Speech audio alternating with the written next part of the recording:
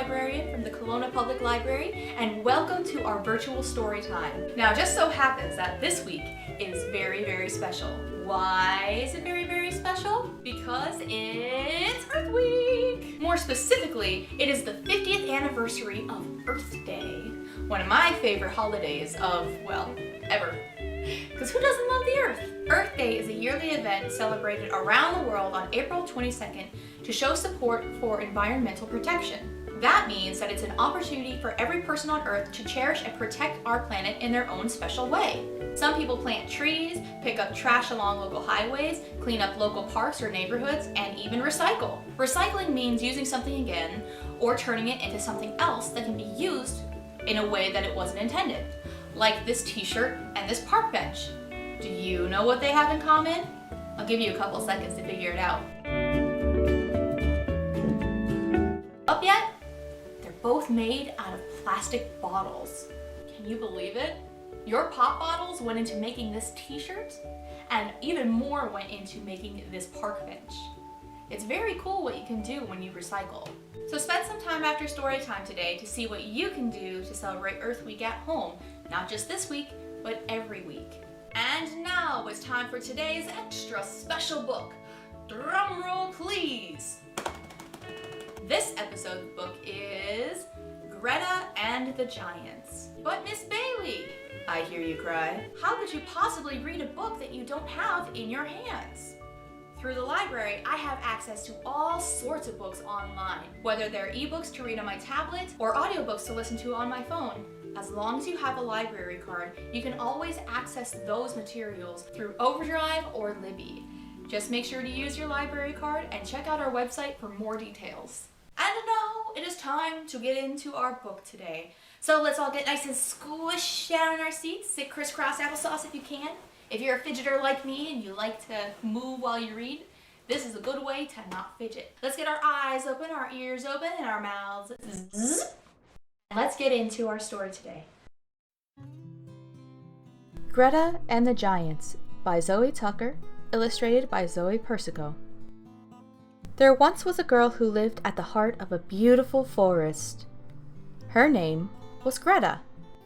One morning, things weren't quite as they should be.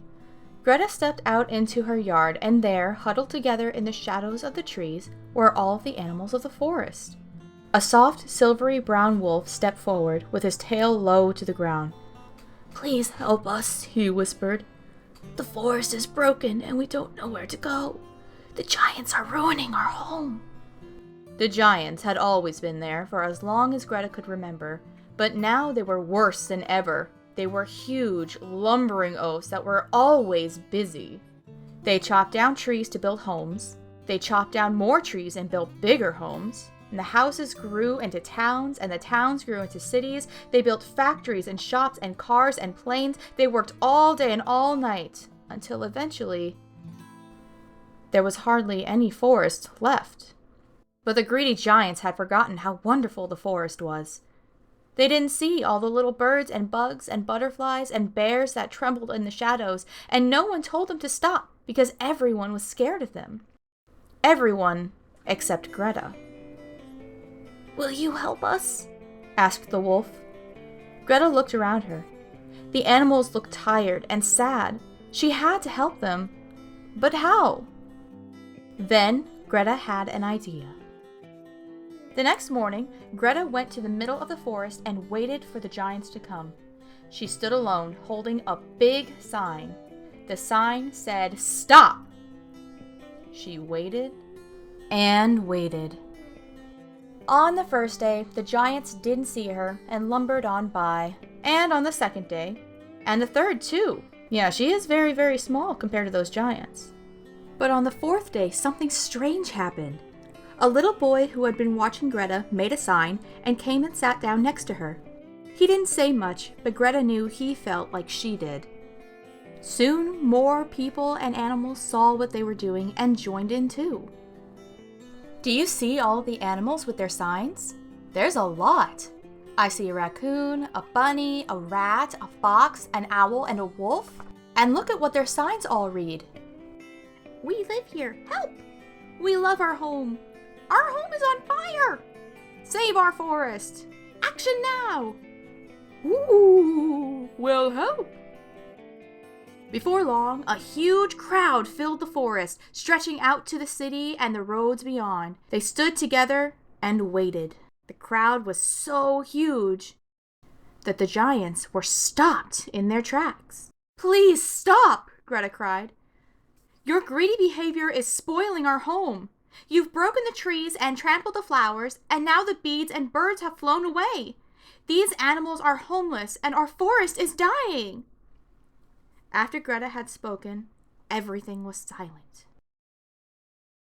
But then, everyone in the crowd began to shout. The smoke from your fires is choking the air. And please stop cutting down the trees. You can help plant some new ones and mend my home. We need to take care of our forest and live together. Will you please try? They all said. Gosh, there are so many different animals and kids. Their voices are so big that the giants seem much smaller now, don't they? Not so giant anymore. The giants shuffled and fidgeted and stomped their feet on the ground. They were embarrassed and a little bit sad. You see, the giants were so busy building, they didn't see what they were doing to the forest or the animals who lived there. The giants felt terrible. We're sorry, they said, and they promised to try harder.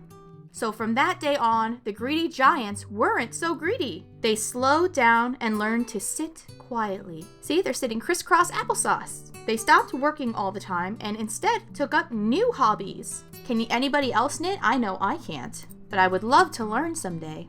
They stopped chopping down trees and learned all about gardening and living in the forest. They cooked, repaired, tidied, and shared, and before long, the forest became more beautiful than they could have ever imagined. The end. Well, that was a really good book. I think that deserves a round of applause. Yay! So what was your favorite part about Greta and the Giants? My favorite part was when Greta and her friends were able to talk to the giants and tell them what was happening to their forest because they were so big. There are hundreds of other books at our local library all about environmental conservationism, which is a really fancy way of saying protecting the planet. In fact, I have one right here provided by Colona Public Library called Not Your Typical Book About the Environment by Ellen Kelsey. We can't read this book today because it is a nonfiction and it is a little bit wordy, as you can see, so we'd be here for hours just reading it. This is a good book to read if you'd like to learn a little bit more about our planet. There are a lot of fun facts and easy to read comics like this one. I bet by the time you're done, you'll be an expert on the environment. This book was actually endorsed by Jane Goodall. If you'd like to learn more about her and what she does, you can always look it up through our local library. But if that book doesn't strike your fancy and you're wondering what else you could probably listen to or read, why not check out our Goodreads page? That's goodreads.com/Colona Public Library. Through our Goodreads page, you can see what other librarians are reading as well as our patrons. Right now, I'm currently still reading Space Boy. I'm actually on book 4. But for you older readers out there, I'm also listening to Will My Cat Eat My Eyeballs by Caitlin Doty. To see my review of both books, why don't you check out my bookshelf on Goodreads. Once again, that's goodreads.com/Colona Public Library. But for now, let's move on to our craft using some more movie magic. Woo! It's craft time! Today we are making pop bottle planters. A quick warning before we start. This craft requires the use of sharp objects as well as being a little bit messy, so it requires the help of a grown-up. If you're not a grown-up, please don't use sharp knives without adult supervision. Now let's get started. For this project you will need a ruler, an empty plastic bottle, I'm using a 2-liter for this project, some scissors, a screwdriver or an awl, some water, a box cutter or an X-Acto knife, you don't need both, just one or the other, a pen, and a plant, I have African violets for mine, and of course some potting mix. Whoops! You will want potting mix that drains quickly for this craft. There's one more item that I forgot to mention on here that's not pictured. It's 100% cotton fabric. You can use an old t-shirt if you like. But for now, let's move everything aside and get started on our craft. This project is particularly messy. I would recommend putting down a towel or newspaper on your workstation before you start. Alright, first things first, you'll need your bottle, your ruler, and your permanent marker. Using your ruler, measure halfway up the bottle from the bottom, about 4 inches, and mark it with your permanent marker. It doesn't have to be perfect since you will be cutting it in half later. This is just more of a guideline for you. Next, mark at the top of your bottle where your holes will be. This will be for overflow for your water later. You'll want to make sure they're about 1 inch apart and not quite even. This is very important for drainage later. But if you have a smaller bottle that isn't 2 liters, it doesn't have to be 1 inch apart. They could be any distance apart, just not too close together. Take your box cutter or X-Acto knife and cut the bottle in half where you marked it, making sure to cut away from your body. It doesn't have to be perfect, just deep enough for the top of our bottle to rest. Now that your bottle is cut in half, take your screwdriver and poke holes in the top of your bottle where you marked for your overflow. However, you'll see that I'm having some problems poking holes with my screwdriver as it's not sharp enough, so I'm going back to using my box cutter knife. You will still need your screwdriver for this portion, as once you're done getting those entrances ready, you'll poke your screwdriver through the slits that you cut in order for your overflow to be able to drain from your planter back to the bottom. Just make sure that you have a screwdriver that doesn't pop out in half, but if it does, just use the bit. As you can see, my hand is inside of the bottle to keep it from going anywhere. I also have my fingers spread apart so that I won't accidentally stab myself. So please be careful when you're doing this portion, grown-ups. Looking good! Put that aside for now and grab your 100% cotton fabric. If you have an old t-shirt you need to get rid of, this is the perfect craft to do that. Go ahead and lay it out flat, then take out your ruler again and measure from the end 4 inches up. You'll want 2 pieces that are 4 inches wide and 4 inches tall. But keep in mind that these measurements are for a 2-liter bottle.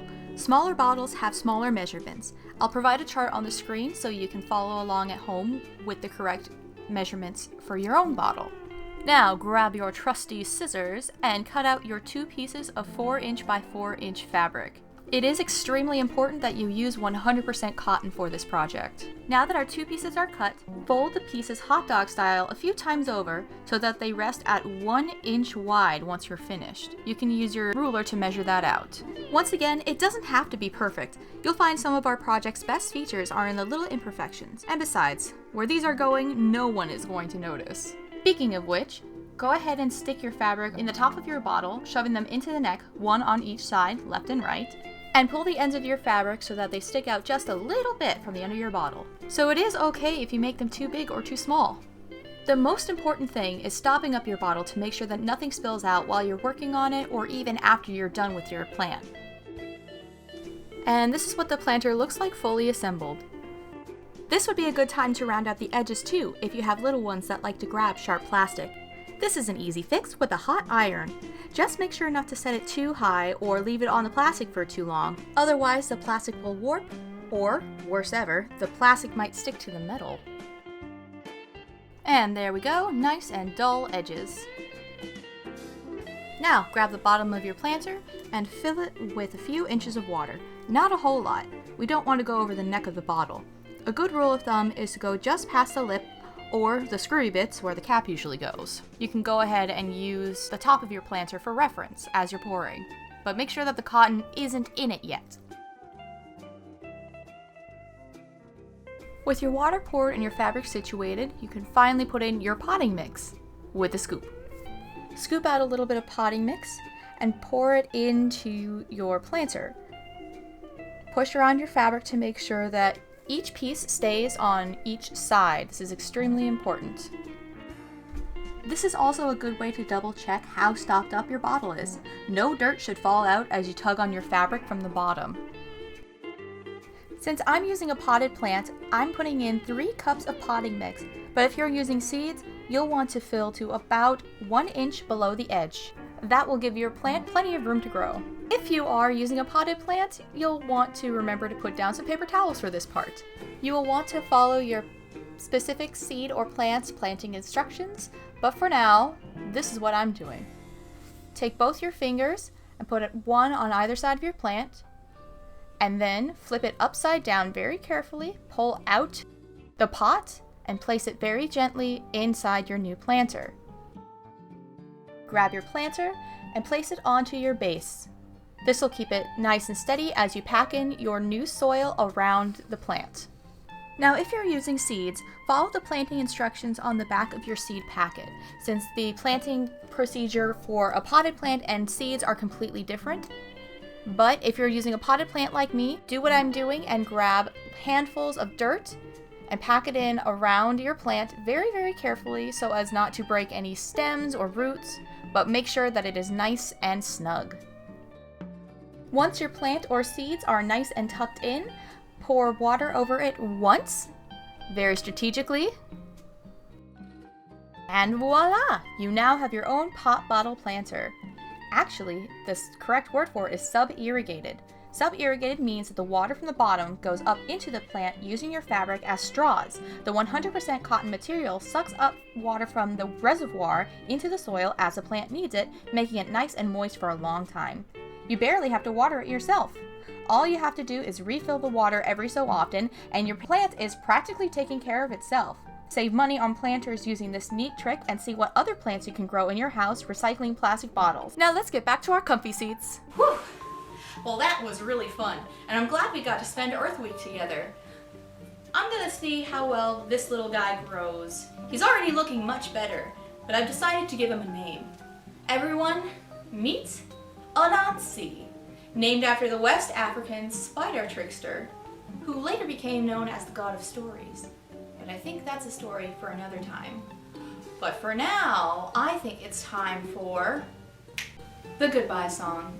Once again, we'll be singing See You Later, Alligator, as we will continue to do throughout the rest of our story times. But unlike the other story time, instead of just having the lyrics at the bottom of our screen, we're also going to incorporate some moves. For those of you who are in my daycare and kindergarten classes, you all know that I have moves to go along with this song. But Ms.Bailey, I hear you cry, how can you teach us the moves when you're playing the ukulele? Well, I'm glad to tell you that through the power of movie magic, I can be here and here at the same time. Ready?